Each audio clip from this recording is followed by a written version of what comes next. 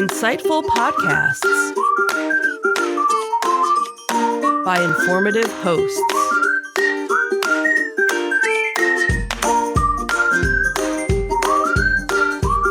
Insights into Things, a podcast network.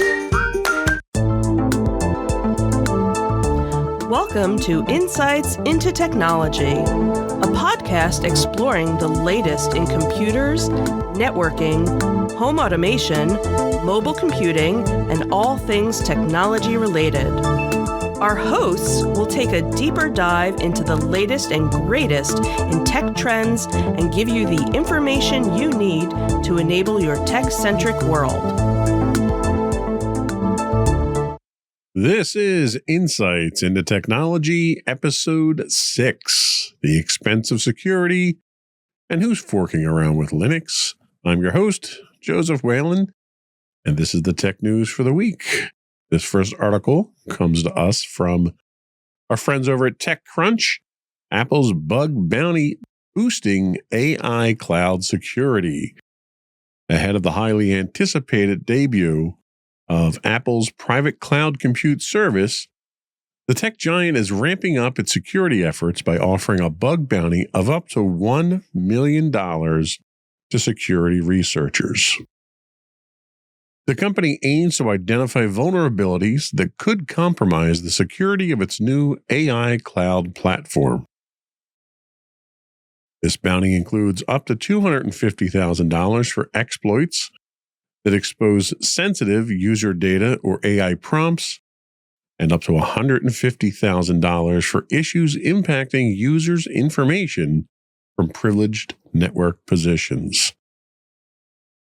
Apple's bug bounty program, which has already contributed to enhanced security on iPhones through initiatives like special researcher-only iPhones, extends to its cloud-based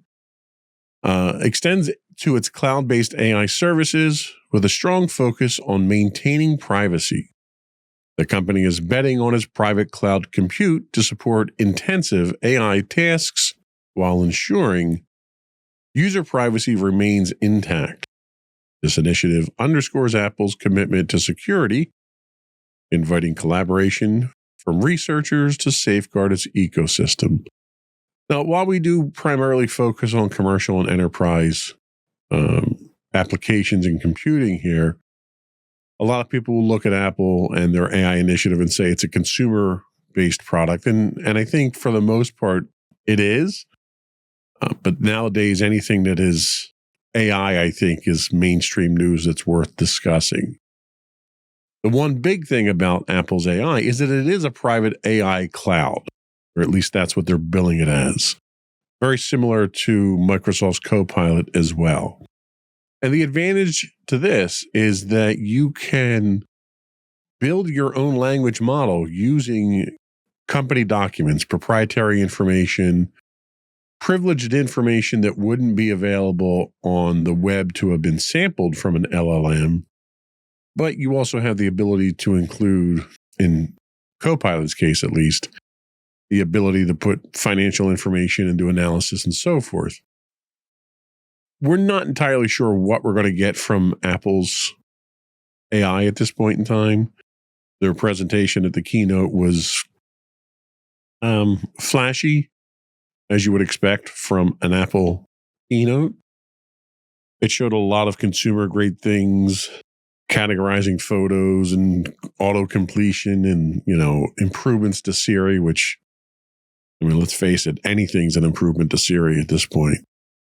But we didn't really see any commercial or enterprise applications demonstrated or even really talked about that had any significant promise. So the jury's still out on how this is going to affect enterprise data security. But the one thing that should be worth mentioning is that if any company has proven themselves as backing their promise for privacy, it's been Apple lately. So if you're going to trust your information to anybody, Apple might be the people that you want to. The other thing this speaks to is the role of bug bounties in enhancing enterprise cloud security. Apple's putting up over $1 million at this point in time for their bug bounty program, which says a lot because Apple is a notoriously closed company, a notoriously closed system they're highly protective of their intellectual property, of who has access to that if you're not a member of the staff of the company. And they've generally been exceedingly miserly when it comes to granting access to these types of things. The fact that they're taking the step now to offer up the bug bounties, especially for something as new and cutting edge as their AI, is a good sign that Apple's kind of, gotten to the point where they accept what the rest of the industry is doing at this point in time to try to improve security.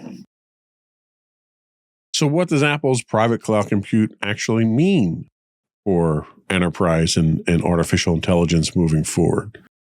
Well, it's been marketed as a solution that could handle intensive AI tasks while ensuring privacy. Now, a good chunk of what that processing is done is actually done on the local side now. Even in my experience, I have found that machines that are running Apple Silicon, and I'm not talking iPhones, I'm talking, in my experience, MacBook Pros running M2s.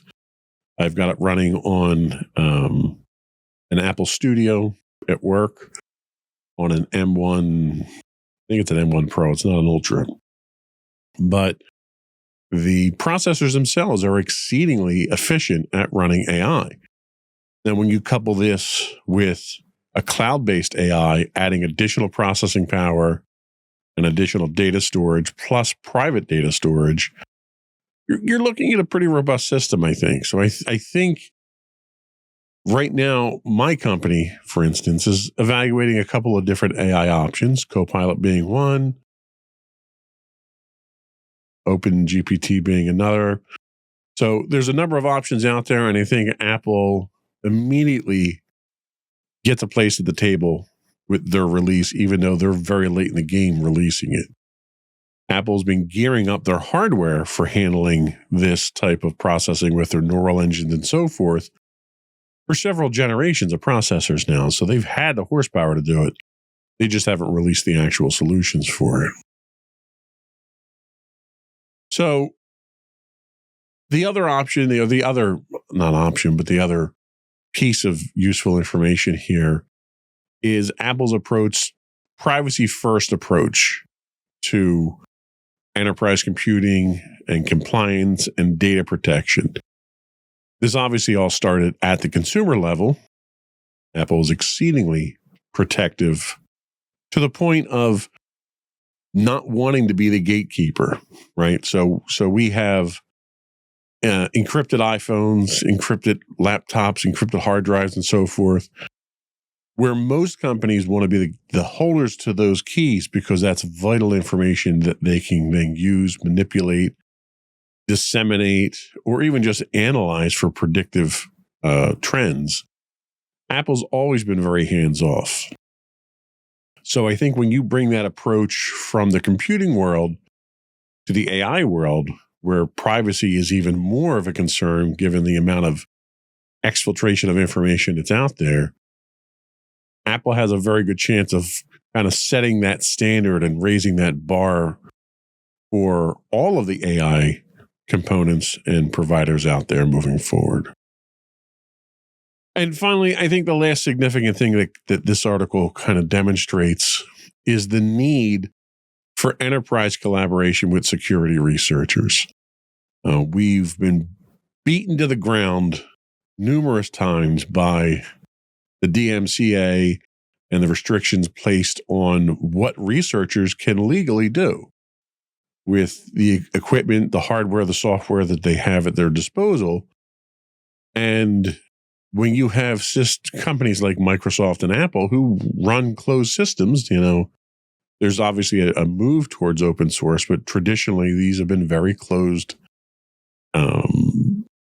entities that you have to trust, right? So you're going to run Microsoft as your operating system in your enterprise. you don't know. It's never, you don't get an external audit of that. You don't get an independent audit of that. You look at Patch Tuesdays and you see that Microsoft is consistently releasing 70, 80, 90 patches a month. You can't help but wonder if they open that up to security researchers to go in and do the work for them under the guise of a bug bounty program like Apple is doing here, you can't help but improve the product, improve the service, improve the reputation. And I think Apple at least has finally bought into this philosophy here of let's have other people break our stuff for us, and they'll break it in ways that we haven't thought about breaking it. And the more exposure that your product has to the more people, more obviously hardware, configuration, networks, when you can put forth a much broader effort at testing where budgets or time or staff, lack of staff may. Now, mind you, Apple is not short on resources to pay for these types of things. But a lot of times your developers and your testers that are in-house are too close to it. They're too close to the product. They're too close to the process. And there may be internal pressures, bureaucracies, and stresses that they run into where they can't do as good a job as someone who doesn't have a horse in the race. Where you can have a slew of outside outside testers come in and objectively poke a stick at your product and tell you how to make it better. Microsoft has kind of done it, but it's largely an open source community type of thing that has proven to be highly effective. So hopefully this signifies a change in trend for Apple and other enterprise manufacturers like that. Our next story comes to us from TechCrunch again. This one is deepfake danger exposes corporate vulnerabilities. In a striking revelation at TechCrunch Disrupt in San Francisco, Asaf Rappaport, CEO and co-founder of cybersecurity firm Wiz, shared that his company was recently targeted by a sophisticated deepfake attack. Several employees received a voice message purportedly from Rappaport attempting to steal their credentials. The team quickly realized something was amiss as the voice, generated from a public conference recording, didn't match the CEO's usual tone, tipping them off to an attack. While the company could trace the origin of the deepfake, the perpetrators remain unknown. Rappaport pointed out the low risk of being caught makes cyber attacks particularly attractive for criminals. He also discussed Wiz's decision to reject a $23 billion acquisition offer from Google, citing the massive $100 billion potential in the cloud security market. Now, we're not going to talk to the possible merger that they had turned down here. But I think what's important to take away from this is the increase in the number of instances of deepfakes, how those deepfakes are being used even on security conscious companies like this.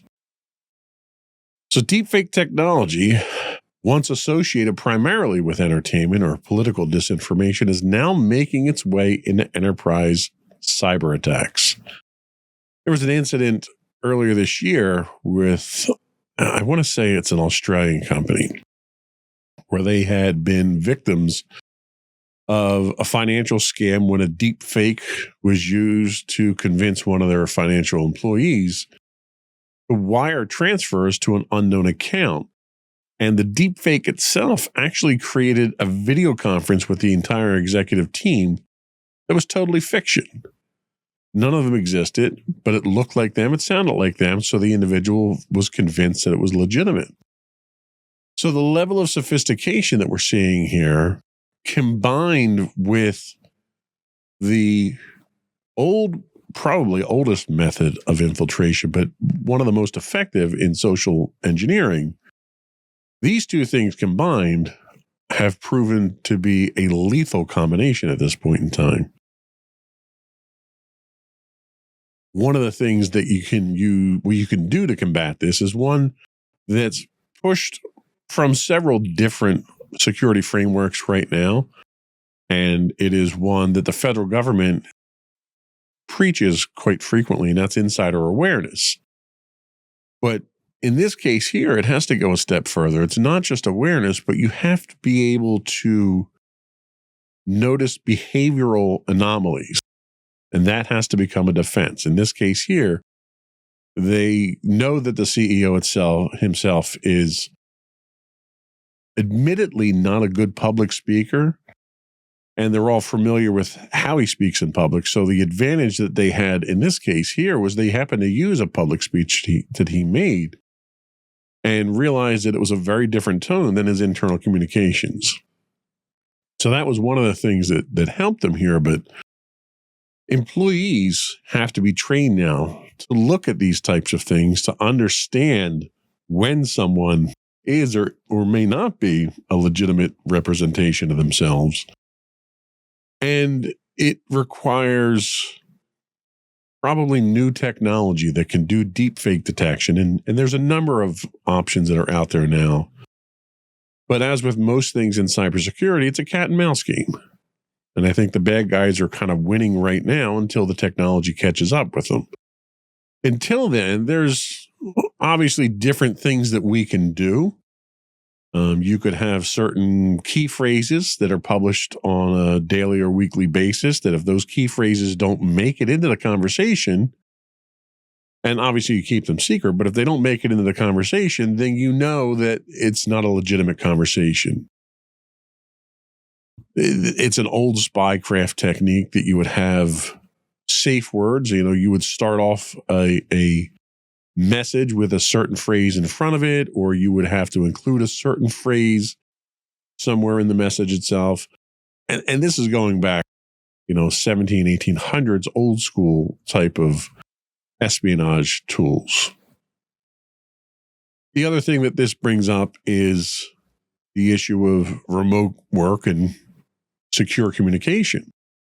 There have been numerous instances of remote workers, and I think the most recent one that I saw was from North Korea, where remote workers are pretending to be from other countries, getting jobs in companies with sensitive information, and then immediately exfiltrating that information back to North Korea.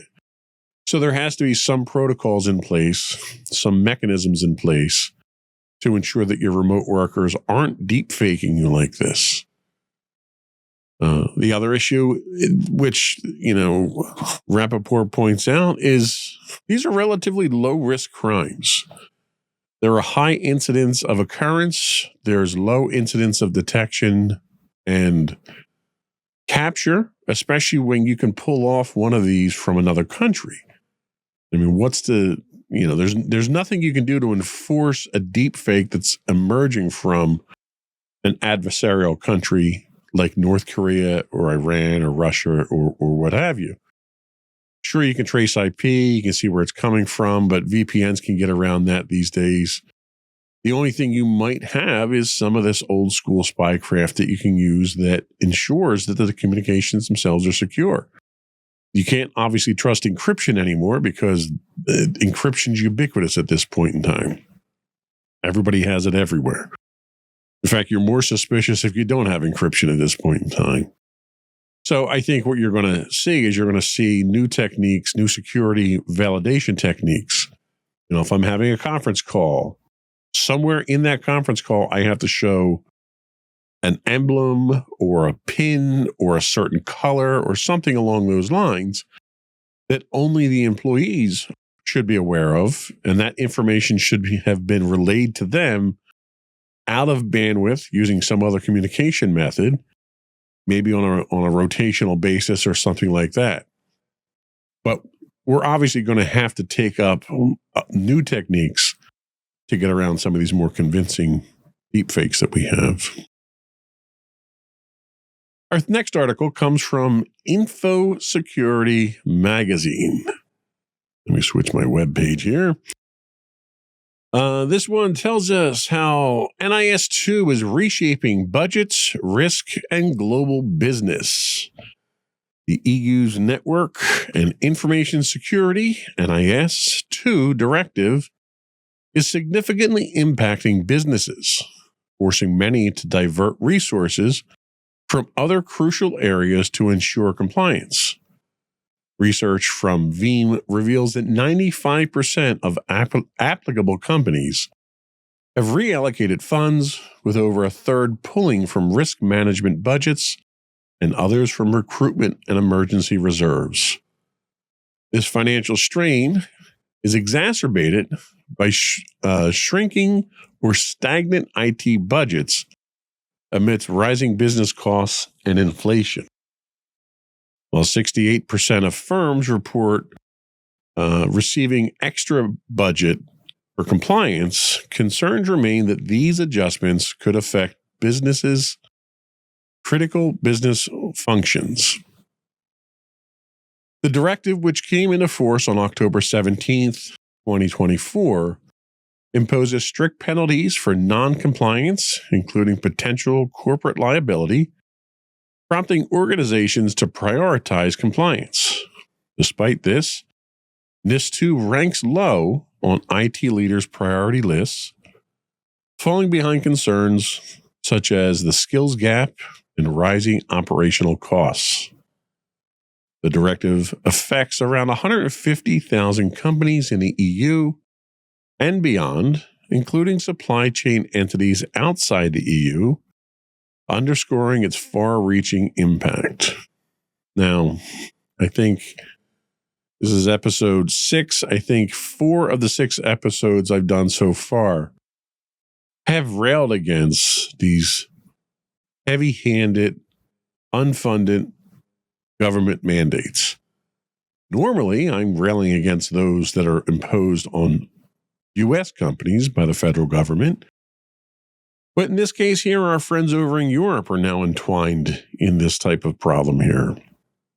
The concern with something like this is it's a carrot and stick approach without the carrot. So you're telling people that they have to be compliant with this or face penalties.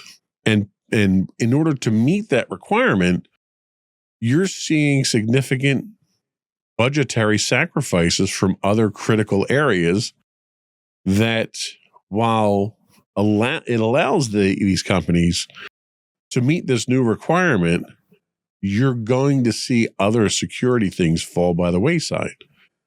Budget cuts for security personnel, budget cuts for expansion and training, budget cuts for new technology. So by forcing really what is an arbitrary standard down the throats of the companies in your sphere of influence, we'll say, by doing that, you're forcing them to compromise elsewhere.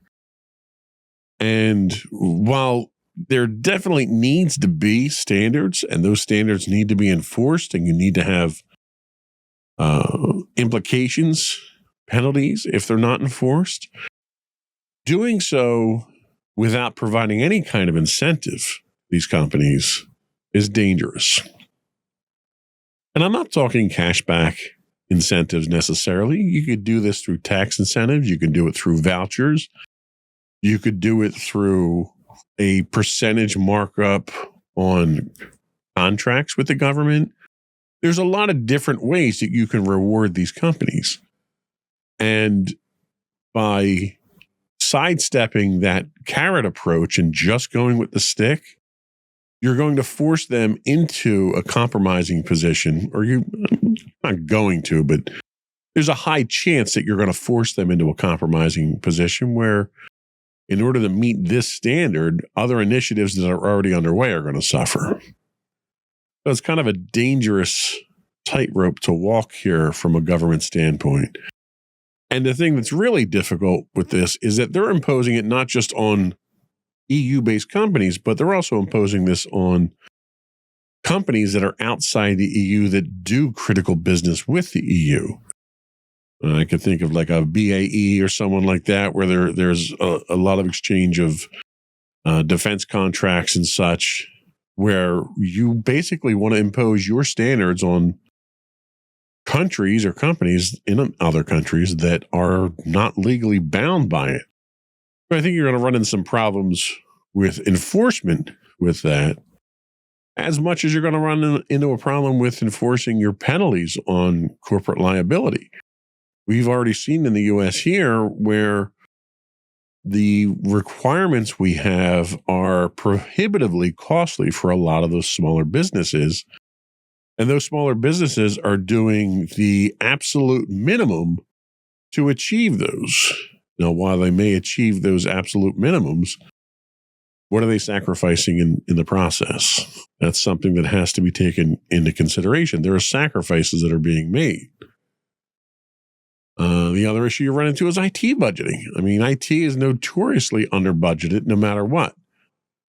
Given the rise of malicious software and cybersecurity attacks and all these standards, you would think your IT budgets would be growing to accommodate these, but most of them aren't. Most of them are shrinking. There's an overall philosophy with most upper management that's in a non-technical company that, IT is the redheaded stepchild. It always has been. It's a necessary evil because IT doesn't bring in revenue. When in reality, every piece of revenue that comes into a company can be traced directly back to their dependence on IT. And executives and C-suite directors and so forth need to understand that and need to make sure that there's budget not only for our existing programs, but for these additional mandates to come in so that we're not caught off guard. The one advantage we have with these mandates is the bureaucracy of government tends to grind slowly, regardless of where in the world it is. So when these mandates come out, it takes quite some time to implement them usually. Although I will say the European Union seems to rattle these off much faster than the federal government in the United States does. But that's a double-edged sword as well. So when these standards come out, it takes so long because of government bureaucracy that by the time they come out, they're most likely outdated already. And we're seeing that in the United States now. So then there's another push to then update those standards and then get everyone compliant with those standards. If you're a cybersecurity professional and you make money off of this, it's great news for you because it's recurring revenue and it's a job security for quite some time. But if you're a small to medium-sized business, this gets expensive very fast. And you have to be very careful with future planning and future-proofing with this stuff, because if you do the minimum to get compliant now, you may have systems in place now that need to be pulled out and replaced in a few years before they should be end of life because you didn't have the budget to go the right way. So a lot of compromises to keep in mind here, but it's a classic example of probably government overreach here, but it's not happening in the United States this time. So that's good news for us, I guess, but sorry for the EU. You guys are having to put up with some of the stuff that we've been dealing with for some time now. So we're going to take a quick break, but before we do, I want to take a moment to thank our listening and viewing audience. If you don't subscribe already, I would invite you to do so. You can find us listed as Insights into Things. All of our programs, video and audio, are listed there. We're listed on Apple Podcast, Spotify, Google, iHeartRadio, TuneIn, pretty much anywhere you can get a podcast these days. I would also encourage you to give us your feedback. We'd love to hear what you have to say. We're always open to suggestions. Tell us what we're doing right, what we're doing wrong, what topics you'd like us to cover, anything you'd like us to deep dive into. You can email us at comments@insightsintothings.com. You can call and leave a voicemail for us at 856-403-8788. That's 856 403-8788. Leave a voicemail. Let us know what you think. If you'd like us to put your comments on the air or in a podcast, let us know which podcast you'd like to appear on. Keep in mind, we are a family-friendly network here, so keep that in mind. I would also recommend you check us out on Twitch. We do stream 5 days a week at twitch.tv/insightsintothings. If you are an Amazon Prime subscriber, you do get a free monthly Twitch subscription. If you threw that our way, we would be most appreciative. That helps us keep the lights on around here. You can get links to those and everything else on our main website at www.insightsintothings.com. We'll be right back.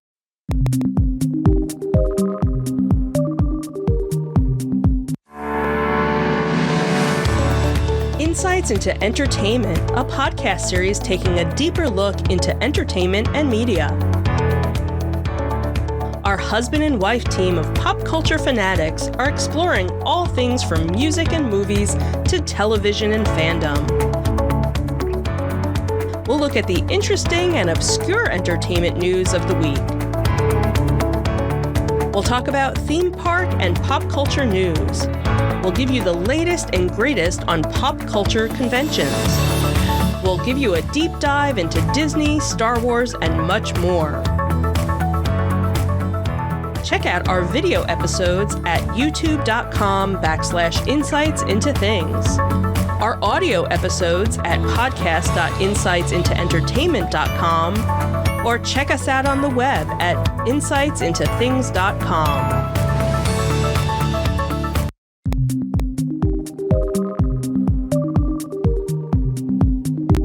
Welcome back to Insights into Technology.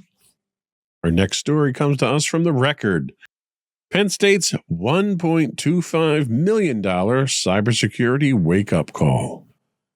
Penn State University has been fined $1.25 million for failing to comply with cybersecurity requirements in its contracts with the Department of Defense and NASA. The fine relates to 15 contracts where the university did not implement required cybersecurity controls between 2018 and 2023.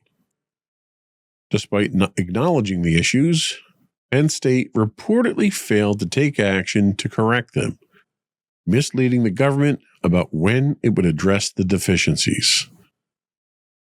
The Justice Department's Civil Division emphasized the importance of cybersecurity in safeguarding sensitive government information, particularly in defense research and development. The settlement stems from a whistleblower lawsuit under the False Claims Act, with Matthew Decker, Penn State's former chief information officer, receiving $250,000 as part of the resolution. While Penn State did not admit to the charges, it has since implemented additional cybersecurity measures. The case is part of the broader wow, this is a tough one. The case is part of the broader civil cyber fraud initiative launched in 2021 to hold organizations accountable for weak cybersecurity that puts federal data at risk. Similar lawsuits have targeted other institutions, such as Georgia Tech, for mishandling sensitive information. Now, I have to say, this is a subject that is near and dear to my heart. I have spent the last several months pouring through tons and tons. I think we're up to 70 to 80 pages of documentation now for our CMMC certification for my company. So the rules, regulations, and adherence to cybersecurity rules is quite close to my heart right now. This also signifies the high stakes of cybersecurity compliance for federal contractors. A large percentage of my company's business comes from federal contracts, and if you fail to be compliant with the respective requirements for your contracts, you just don't get the contracts at this point moving forward, which, as long as you play by the rules, you should be fine. And even if you don't play by the rules, if you don't want to or have the resources to go through the expense of getting your certifications, then just don't take the federal contracts and just do commercial work. Under most circumstances, that's usually not an issue, unless the majority of your work comes from government contracts. The one thing this also emphasizes is proactive versus reactive when it comes to cybersecurity strategies. Penn State's failure to take corrective actions after acknowledging cybersecurity deficiencies is a critical lesson for all businesses. Once you're caught on the carpet, you have to fix it. You shouldn't be to the point where you're that far out of compliance to begin with, if you're claiming compliance. But once you're called for being out of compliance, it's not just a convenience, right? They're not having you do this just for the fun of it or just to be a pain in the neck. Cybersecurity helps your business. It's not just there to protect federal data, federal information. It's there to protect you too. And given the number of ransomware attacks and network intrusions that we're seeing here, you would think that most companies would want to protect themselves from it. Cybersecurity preparation is no different than a burglar alarm system or a fire alarm system or insurance on your building. I mean, these are all things that you put in place in a traditional business to protect your business, and cybersecurity is no different. It's another layer of protection because everything is computerized, and as a result, that's another vector in which your company can be threatened. Now, this did come from a whistleblower lawsuit, and that whistleblower followed all the proper procedures to try to reach internal accountability. So there was a lot of, and I don't want to say, I mean, this is a pending court case, so I don't want to say that there's a lot of illegal intent here. I can't really speak to intent, but there was a deliberate effort to cover up the deficiencies once they were found. And given that, I have to conclude that there was probably malicious intent to portray compliance with these things. And we've even seen that in our industry, in my industry, where we engage in an external cybersecurity company to come in and help us get through our early phases of DFARS compliance. And it was expensive, I'm not going to lie. We spent a lot of money, a lot of time. We put a plan together. We were compliant, and that allowed us to get contracts. But at that time, it was all self-attestation. We audited ourselves. We determined whether or not we were compliant based on documentation. And there wasn't a need for a third-party audit. The industry is obviously moving away from that now to add some legitimacy to the claims.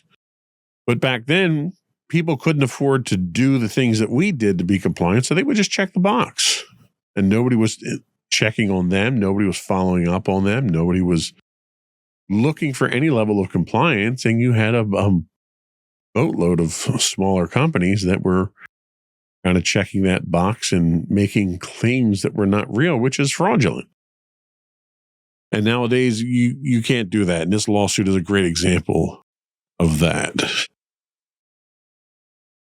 So our next story comes to us from the Associated Press.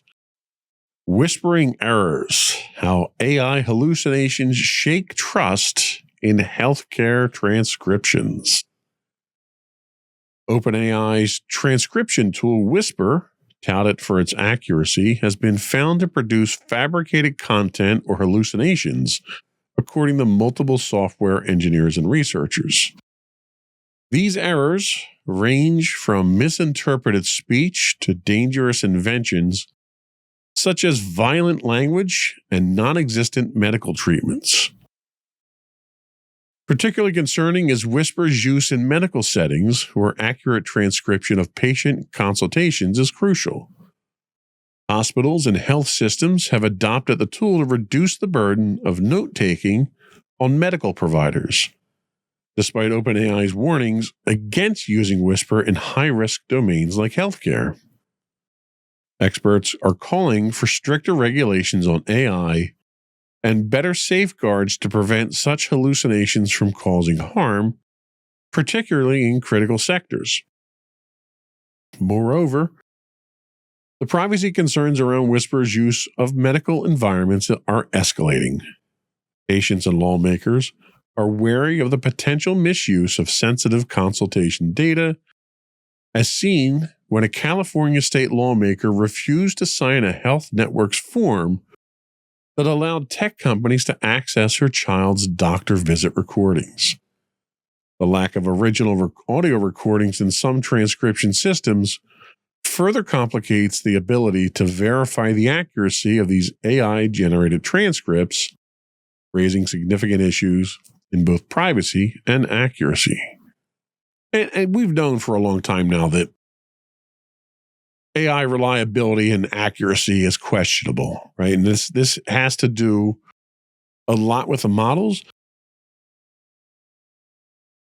that we're using, as well as the prompt engineering that goes into building these, and any additional reference material that we provide. There's an inherent risk of inaccuracy anytime you're engaging in algorithmic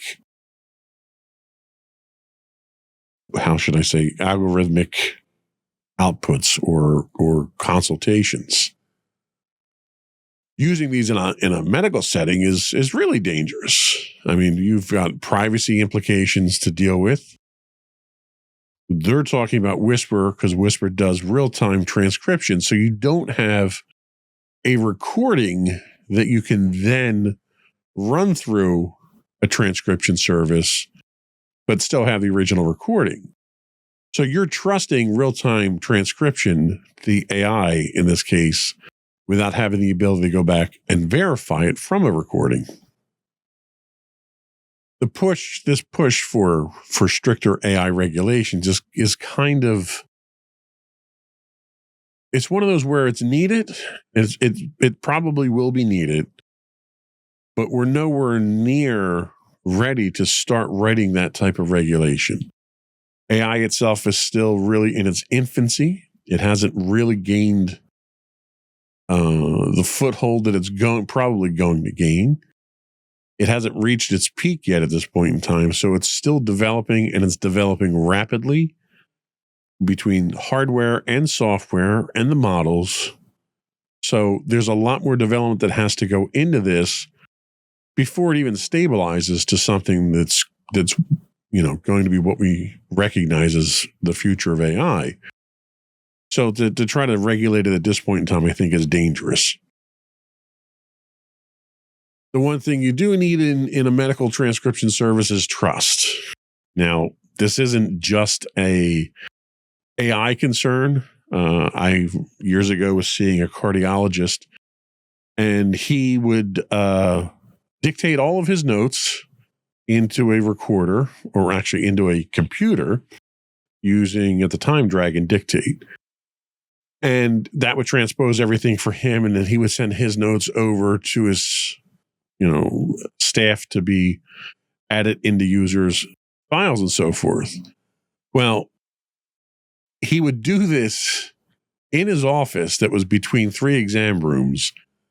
And I guess he was not using the highest quality microphone because he was practically shouting these notes. So you could sit in one of the exam rooms and hear everything he said, which in and of itself is a security violation that has nothing to do with AI. So this idea of convenience over security is a constant struggle. I want to be able to just talk and something happens. I want instant gratification. Well, sometimes that doesn't work when you need to have security involved here. And AI is just the next step. It's that next tool of how they can get more convenience without having to worry about security. So that's kind of a scary thing that we're dealing with there. But with anything with AI nowadays, AI is questionable and needs to be verified. So if you don't have recordings, like for instance, when I record the podcast, I take the audio from this, I run it through the transcription services built into Adobe Premiere, and I get a transcription. I can then go back through that transcription, look at where it's at in the program itself, and see if the words are actually accurate. And until we have a much more reliable set of AI tools, I think that's the kind of verification process that needs to be in place. If you don't do that, you're really risking having dangerous things in your AI output. Our next story comes to us from The Record. Rebel Russians forking around with Linux. Russia has expressed strong opposition to the removal of several Russian maintainers from their Linux kernel, calling it, quote, an act of discrimination and signaling plans to develop its own independent Linux community. In response to these delistings, Russia's digital ministry announced intentions to collaborate with nations willing to engage in alternative open source development efforts. The move comes after the Linux community blocked 11 Russian maintainers, citing compliance with sanctions related to national security concerns. While the contributions of Russian developers to the Linux kernel are considered relatively minor, the decision has raised concerns about trust within the Linux developer community. Experts suggest that the removal could lead to the creation of Russian-led forks of the Linux kernel, potentially splintering the open source ecosystem. This follows broader trends of sanctions affecting Russian tech companies, including previous incidents involving Russian developers on platforms like GitHub.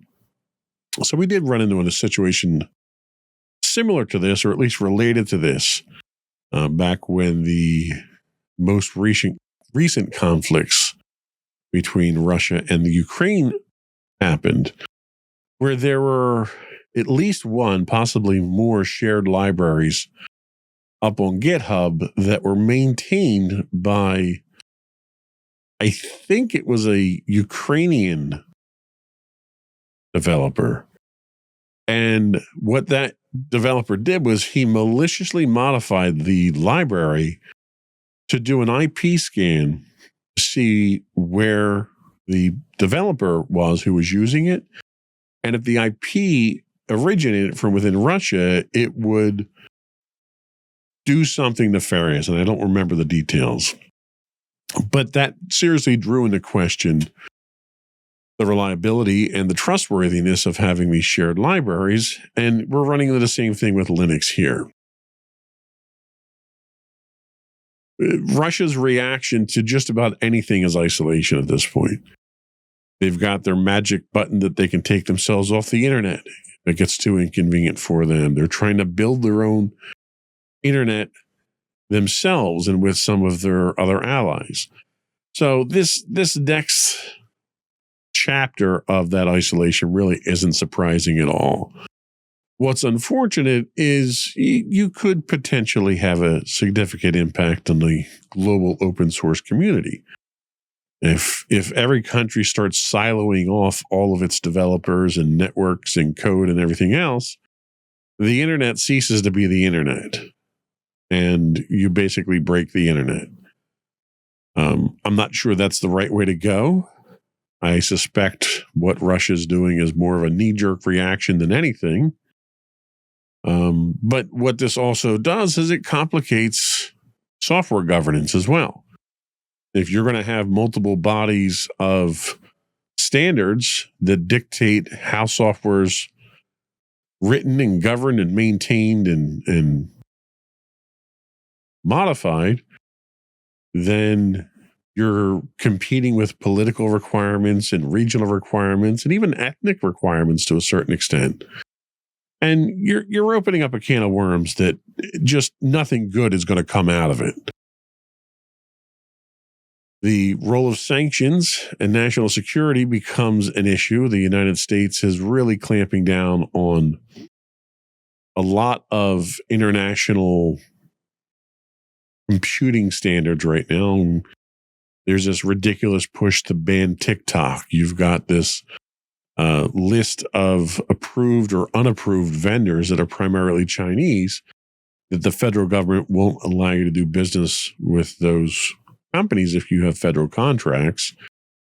And a lot of this, despite the fact, and McAfee's another example where they've banned McAfee in the country, the idea of politicizing computers and the internet and software is a dangerous thing. It really is.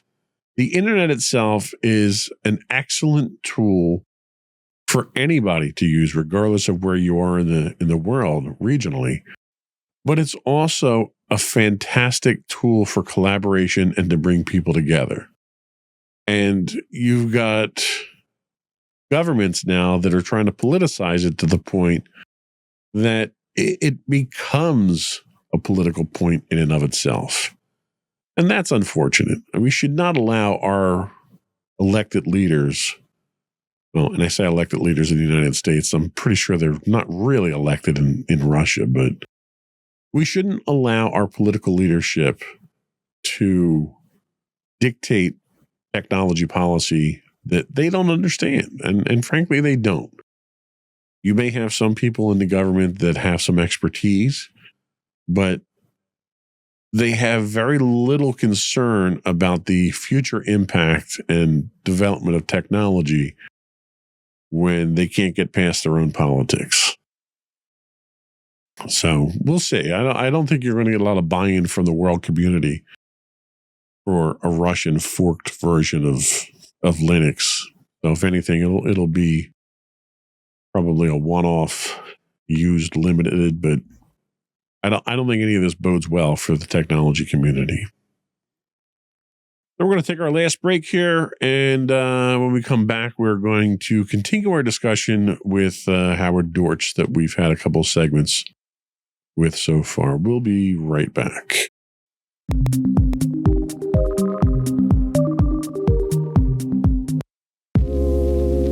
Are you tired of your favorite gaming podcast finishing with a play? Oh, no! Well, check out No Credits Rolled, where we play the games but rarely finish them. How's it going, folks? I'm Sam Whalen, your friendly host at No Credits Rolled, the ultimate gaming podcast, where we dish out the latest scoops and reviews on all your beloved video games. Hey, listen! Not only that, but we spice things up with some guest interviews and even give you, yes, you, a chance to have your say. Tune in every other week for a fresh dose of No Credits Rolled, available on all major podcast platforms, and hit us up on social media at No Credits Rolled. So why wait? Let's dive into the gaming world together, where finishing games is optional, but the fun is guaranteed.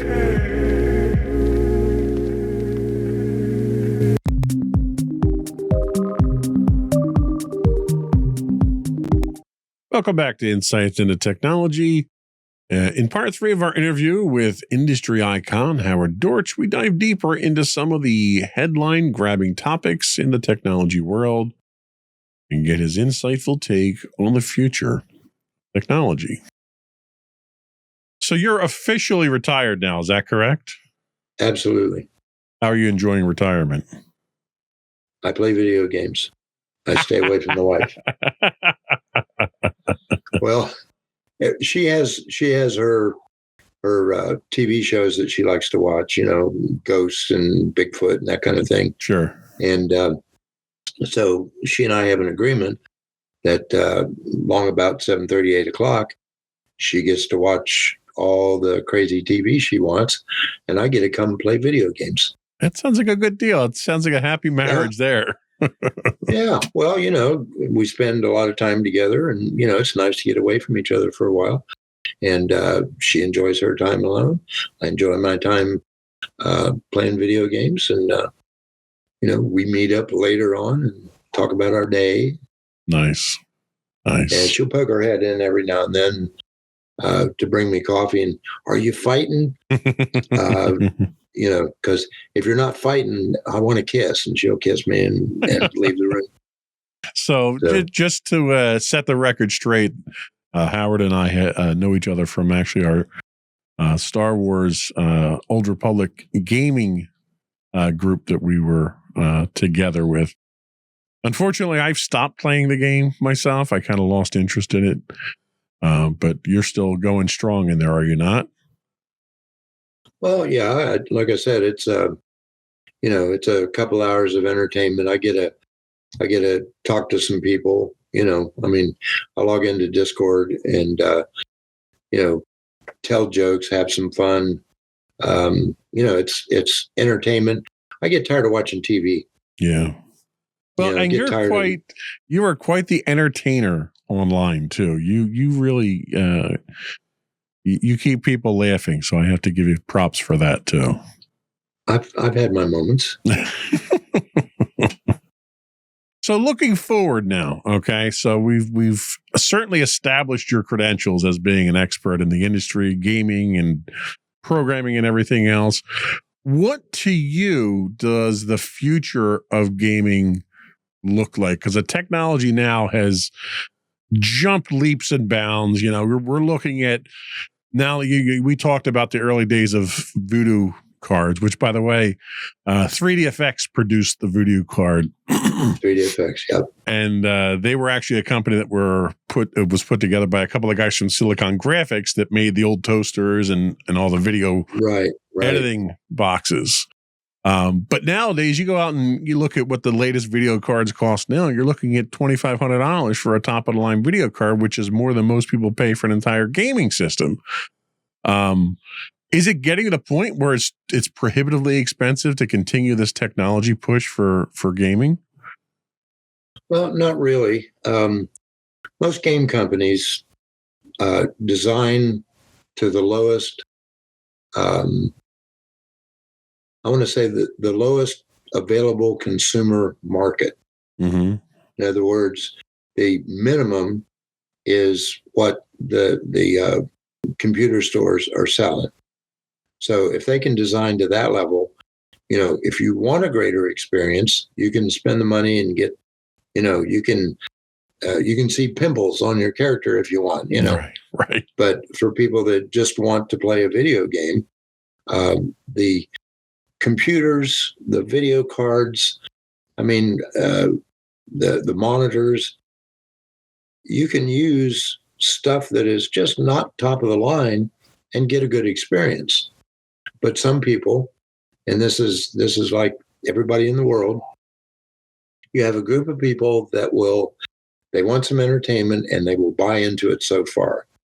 And then you have another group of people that they absolutely have to have the biggest, bestest, fastest, greatest, bluest thing that there is, and they have the money to buy that. So the people, the hardware manufacturers, see that as they want more. They want more and more and more. So let's build more and more and more because we're making a lot of money off of those upper end machines. Right. The bottom end machines, what they call the value machines. Like I'm probably playing on a value machine.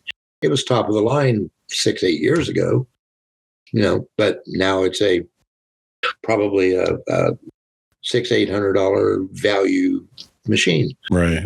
But it plays Star Wars just fine. Sure. Well, and in all fairness, Star Wars runs off of a fairly old game engine. They've done some updates. They finally brought it up to 64-bit and stuff like that, but it's not overly demanding. No, the base is still DirectX 9. Yeah. They're going to, from what I hear, they're going to upgrade it to 11 or whatever. But the game itself, they're not even using. They're probably using 75% of DirectX's capabilities. Mm-hmm. DirectX can do a lot more than they're using the Hero engine, I think. Hero, yeah. For Star Wars. Yeah. So the Hero engine is not taking advantage of all that DirectX can do at this point. DirectX 9C. I know because I programmed it. not DirectX, but I do have code in it. But the capability of DirectX 9 is a lot greater than people give it credit for. 11, 12, 13 on up, what does it offer? It offers probably, like I said, you can see pimples on your character. Yeah. If that's a thing, okay. But it's speed. They brag about, I'm getting 100 frames a second. Well, why? Your eye can only discern 24. Right. 30 frames a second. There's nothing wrong with 30 frames a second. 60 is better somehow, but 30 is good. I'm running 60.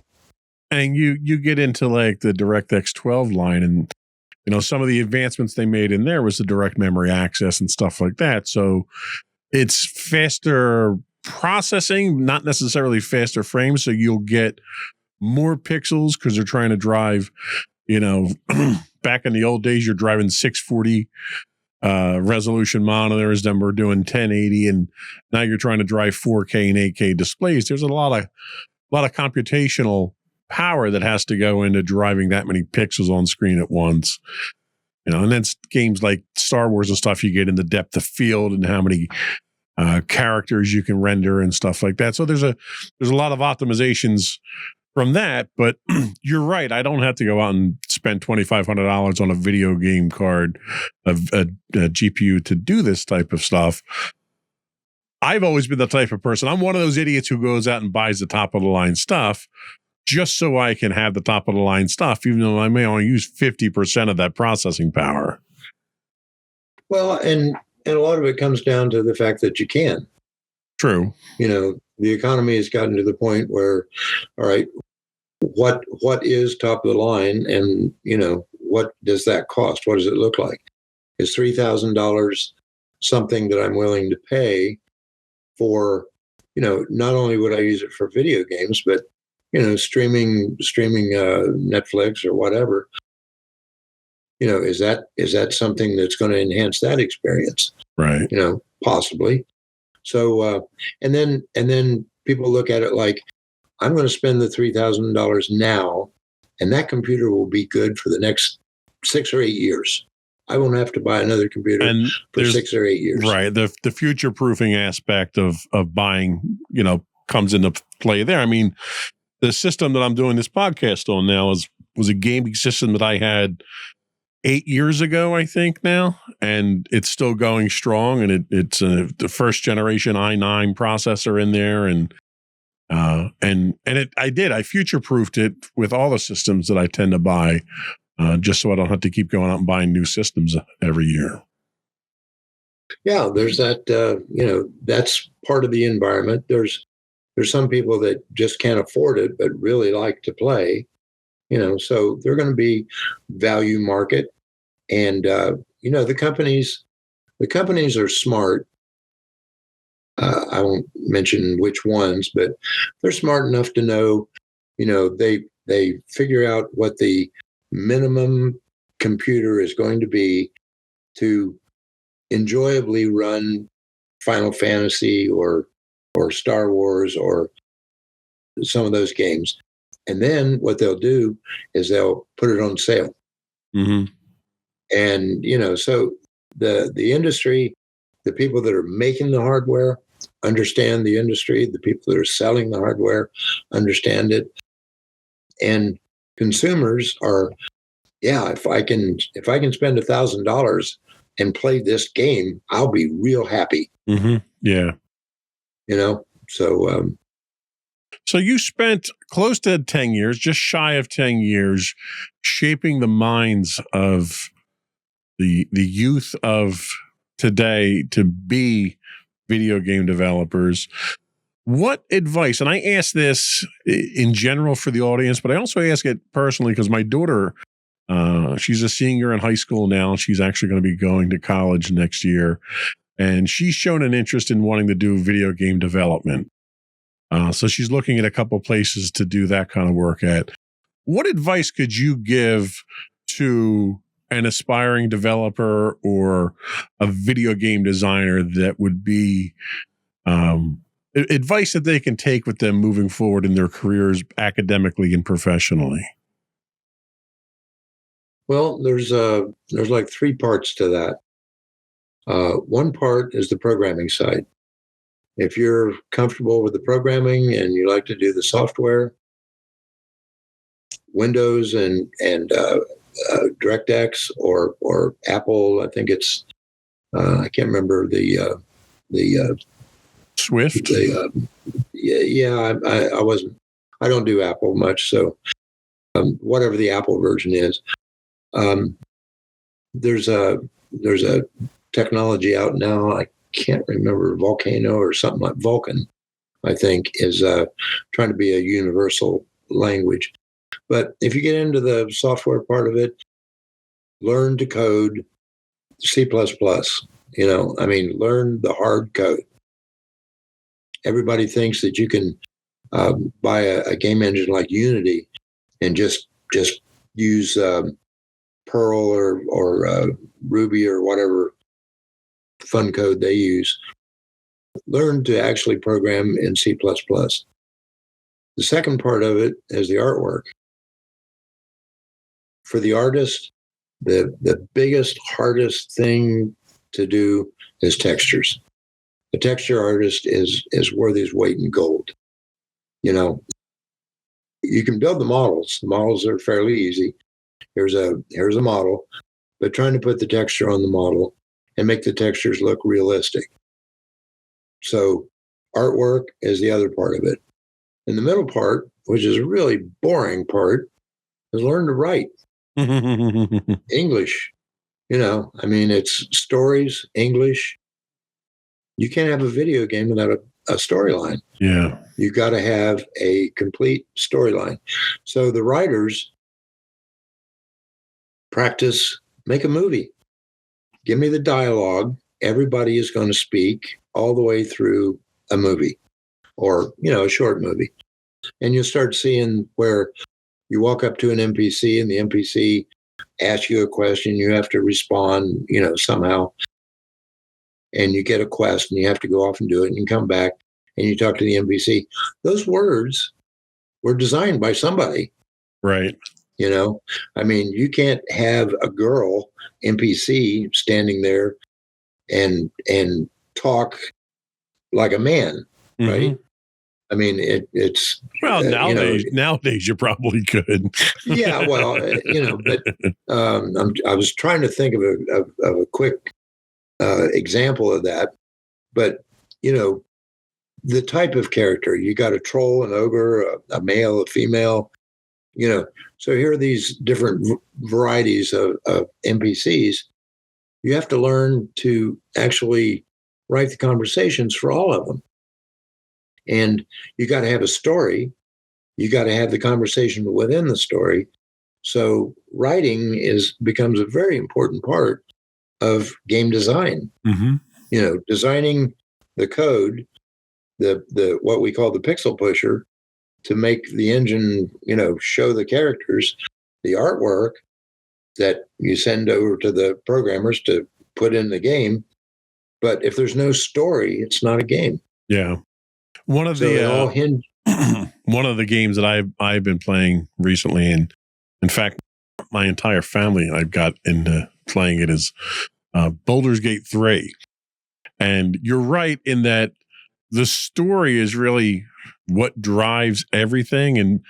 And for me, Baldur's Gate 3 has been amazing because it's the first game where, so there's 3 acts in Baldur's Gate 3, and you interact with characters recurringly in each act. And depending on how you interact with a character determines how you interact with them and how they interact with you later on. And I've done 14 playthroughs of the game now, the base story itself, and I've yet to experience the same thing on 14 playthroughs, which to me just blows my mind. It really does, that you could have that kind of sophistication and variety, almost like it's a real world involvement that you have, but it's so story driven. And you made a comment earlier that, you like to watch Netflix, but you play video games so you can have your own movie. And video games today literally are a movie that you're a part in. You're a character in that movie. Yep. Well, and what you're talking about is basically an AI state machine. Mm-hmm. You know, we knew how to do AI a long time ago. You know, it's a big thing now. You know, everybody's saying, "Oh, AI is being released." We knew how to do it. It's no secret, no mystery. Right. We just didn't have the horsepower. Yeah. To do it to any length. You know, you remember Radio Shack? I think the TRS-80 ELIZA program. Yep. Yeah, you talk to it, and it would talk back to you. Yeah. That was a basic, what they call a state-driven AI. And so, where do you go from there? And I'm going to spoil all video games for you. Well, not all of them, but a lot of them. Take Star Wars, EverQuest, World of Warcraft, take any of them, all of them. You're with a group, you go into a dungeon, and there's a monster in there, and it takes 2 healers, 2 tanks, and 4 DPS, and the healers have to do this, and the tanks have to do that, and the off tank has to grab the ads. It's all fixed. Mm-hmm. Everything is fixed. If you do it that way, the puzzle, the what I call the choreography, if you do it just that way, you'll win the fight. If if your healer takes 1 step to the left and steps in something gooey and dies, up, you start over. Right. What we really wanted to do back then, and this is back then, what we really wanted to do is you go into the cave, and first time you go in the cave, the dragon's facing east. The second time you go into the cave, the dragon might be facing west or south or north. The ads may or may not come from the south, may or may not come from the east. The ads may be flying ads one time. Next time you go in, they're running dog things. So that's what we really wanted to do, because that would enhance the experience of the user. Right. The user could go in and say, I wonder what we're going to face this time. The boss could be a little bit stronger, a little bit weaker. The boss could understand your group makeup. These guys are all super players. Let's make it a little bit harder for them. Mm-hmm. So that's the intelligence that we wanted to put in. But we didn't have the horsepower or the time. Everybody is always pushed for a deadline for release on a game. They just don't have the time to add that little fluff in there. Right. That I would really like to see in video games like Star Wars. It's when you go, I've gone through the dungeon so many times, I can almost do them all in my sleep. Well, it's funny you put it that way, because that's really what turned me off from playing Star Wars. Was I just got sick and tired of the grind. I got sick and tired of doing the same thing every time you go in and do this boss. Depending on the only thing that was different was the group that you went in with. So if you went in with a pug and you went in there with guys that you didn't know what they could do, they would make it interesting, and that was the only thing that really made going in and doing dungeons interesting. Was what stupid thing the guy next to me was going to do. You know? Yeah. But the fights were all the same. As long as you knew how to do the dance moves and you knew where to step and when to step there, you could beat the fights. And to me, that lack of randomness just got too grinding to me. Well, see, then you go into hard mode where it's the same fight, only harder. Right. It's more steps and more health that you have to overcome. And there's a big yellow thing appears where it didn't in easy mode. Yeah. Yeah. Well, like I said, the game companies we need to get a product to market so that we can make money. I mean, that's their whole sole purpose in life, is to make money. Yeah. Now, I haven't played Baldur's Gate, but from what you're saying, it sounds interesting. So in order to get this product put to market, my zone builders or my programmers, I can't have them wasting time on randomizing the encounters. They need to get this game put out and making me some money. Yeah. And that's the downfall of most of the video games nowadays. I would rather play a game. I'm totally happy with the graphics in Star Wars. I'm just happy as I can be. If they add that randomness to the game would change perspective completely. I would, they would just suck people back into it. If I could get a hold of the people at Broadsword and suggest that to them, I mean, I'm not busy. I could code it for them. It's not that hard, I mean, well, and it's funny you go that route, and then you look at some of the games that try to put that effort in, and you look at games like Cyberpunk or what was it, Starfield when it first came out, and the games, even the previous rendition of Diablo, when they tried to do all that, when the games came out, because of that artificial deadline that was imposed on the developers, the games just weren't ready to be released when they were releasing, and they were just completely unplayable. And you wind up turning your user base off. Yeah, and the big thing for the developers, the producers, are let's get it out there and we'll patch it. Yep. Yeah. Well, every time they patch it, they break something. Mm-hmm. And that happened in EverQuest. It happened in World of Warcraft. It happened in Star Wars. Remember Star Wars Galaxies? Yep. That was a really fun game, but there was no game. Yeah. Yeah. There was no game. It was a world, is basically you existed in a world. It was a world. Yeah. I mean, you ran all the way, you fought your way these giant bugs all the way down to the bottom of some god-awful cavern. And at the bottom, there's a lockbox and no key. Mm-hmm. And the key doesn't exist anywhere in the world. Right. What's the point of going down to open the box if you have no key? So, it's and Lord of the Rings. I mean, I played most all of them, and same thing. They just didn't spend enough time on the slightest amount of AI. Yeah. State-driven AI would be, randomized state-driven AI would be a great thing. And for games like this, it would be the future. People would just love it.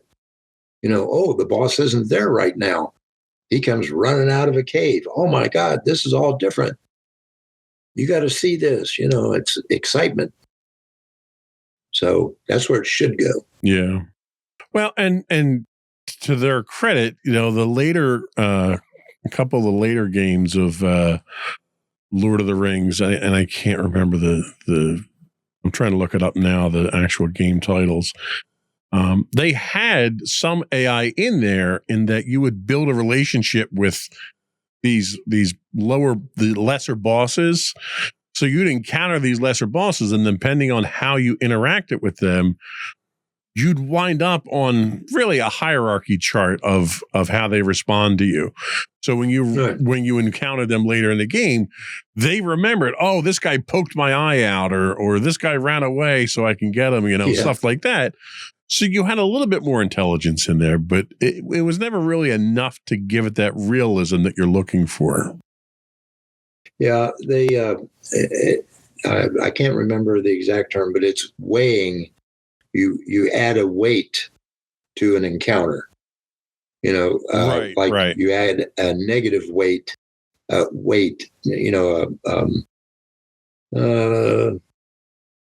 say you have a number from 0 to 100. All right, you start off at 50. You're neutral, and you go in and slap somebody in the face. Well, you've pissed them off, so now your level is 60. Mm-hmm. So that's adding a weight to the next time you come in with the encounter. That person is going to say, well, I don't like you 60's worth, not 50's worth, but now I don't like you 60 or 70's worth. Right. And like I said, that's the part of, how are we going to code that? And if we just spend a little time coding things just that way, most of the games would take on a whole new life. Yeah. But we don't have time because we got to push it out the door. Yeah. And it's not just the software industry. It's any not just, I'm sorry, the gaming industry, but any software industry, you tend to wind up with artificial deadlines that force you to kick it out the door before it's ready to go. And sometimes you run into situations. Right. And the problem is that nowadays, because of vulnerabilities and exploits, patching it after it's out the door oftentimes is more dangerous than just waiting the extra couple of months to do it right the first time. Yeah, I agree. So that's all we had for this week, folks. Before we do go, I want to take a moment once again to thank all of our listening and viewing audience. And again, if you do not currently subscribe, I invite you to do so. If you subscribe to Insights into Things, you can get all of our video and audio podcasts for all of our shows. And you can find us on Apple Podcasts, Spotify, Google, iHeartRadio, pretty much anywhere you can get a podcast.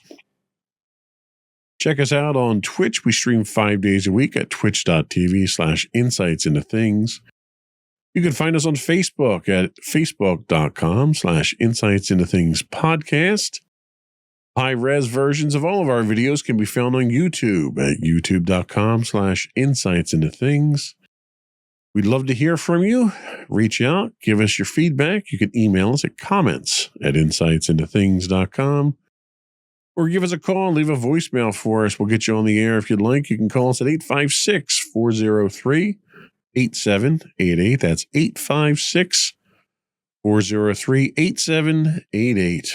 Or you can get links to all this and more on our official website at www.insightsintothings.com. That's it. Another one in the books.